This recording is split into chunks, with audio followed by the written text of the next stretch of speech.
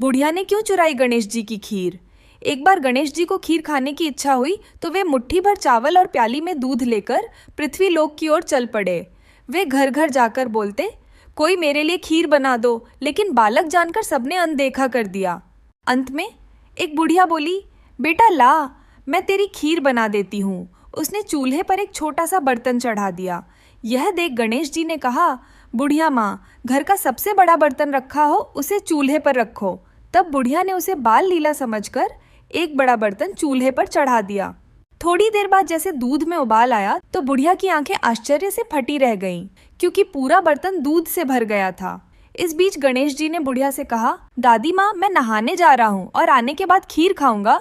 यह कहकर नहाने चले गए।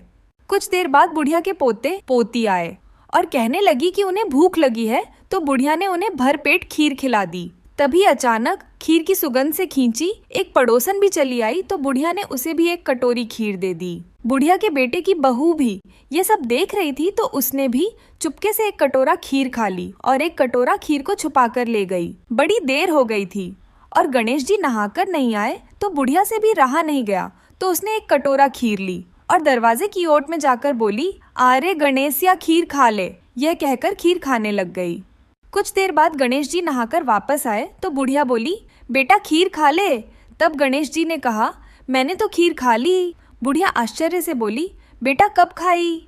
तो गणेश जी बोले, जब तेरे पोते पोती, बहू और तूने खीर खाई तभी मेरा पेट भर गया था। तब बुढ़िया ने शर्मिंदा होकर कहा, बेटा बची हुई खीर का क्या करूं? तो गणेश जी ने कहा कि सारे नगर में बांट दो। बुढ़िया ने खीर सारे नगर में बांट दी, फिर भी खीर कम नहीं हुई। जब नगर के राजा को यह बात पता चली तो उसने बुढ़िया को दरबार में बुलाया और बर्तन भी मंगा लिया। जब राजा ने बर्तन का ढक्कन उठाया तो उसमें कंकड़ पत्थर भरे हुए थे। राजा ने डर के मारे बर्तन बुढ़िया को वापस लौटा दिया।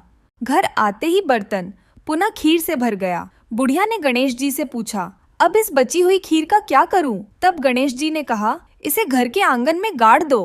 बुढ़िया ने खीर से भरे बर्तन को घर के आंगन में गाड़ दिया और जाकर सो गई। इधर गणेश जी भी बुढ़िया के घर को लात मारकर चले गए। दूसरे दिन बुढ़िया जब सोकर उठी तो उसकी झोपड़ी की जगह एक आलीशान महल खड़ा था और खीर का बर्तन सोने और हीरे जवाहरातों से भरा हुआ था।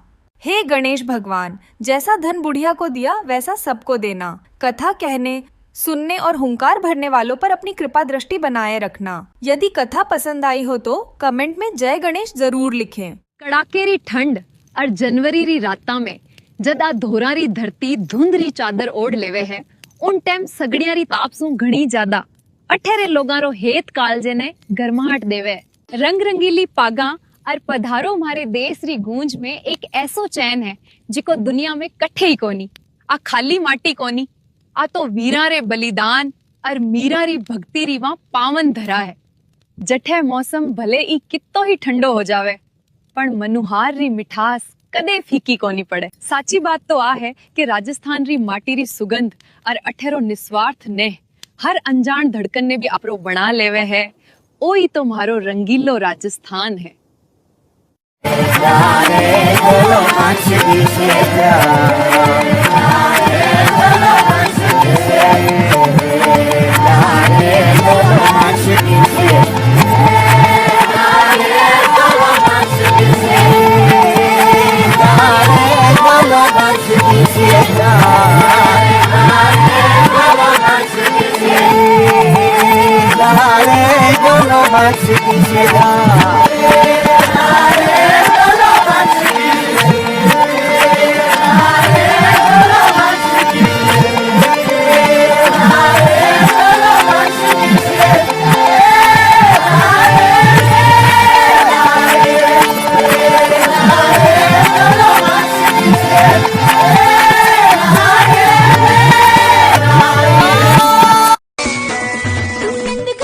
छोरा का नाम मन का बड़ा छिछोरा।